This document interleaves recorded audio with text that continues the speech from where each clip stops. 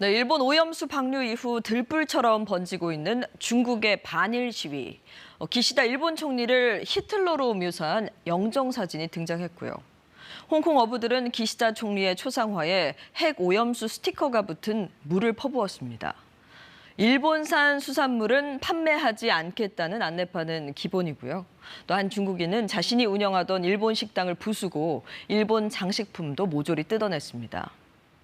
일본의 정부 기관이나 식당엔 중국에서 걸려온 것으로 추정되는 항의 전화로 업무가 마비될 정도입니다. 일본 여행과 제품 불매 운동도 나날이 정도를 더해가면서 중국 정부와 관영 매체들은 자제를 요청하고 나섰습니다. 현지에서 김효신 특파원입니다. 지난 25일 촬영된 중국의 한 학교 수업 영상입니다.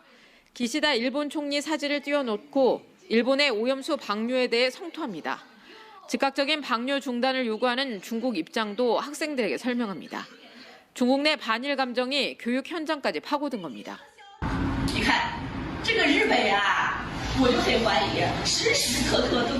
지방 도시에서도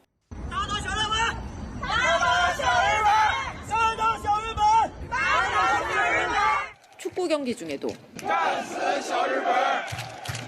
중국 곳곳에서 작은 일본 타도를 외치는 시위는 계속 이어지고 있습니다.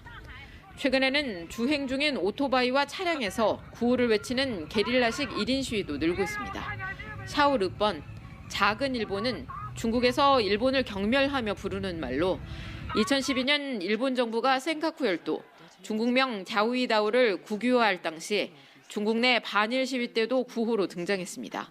이런 분위기는 일본 여행과 제품 불매 운동으로 번지고 있습니다. 중국 여행사에서 다음 달 출발하는 일본 단체 여행을 문의했더니 모객 인원이 충족되지 않으면 취소될 수 있으니 잘 생각해보라는 답변이 돌아옵니다.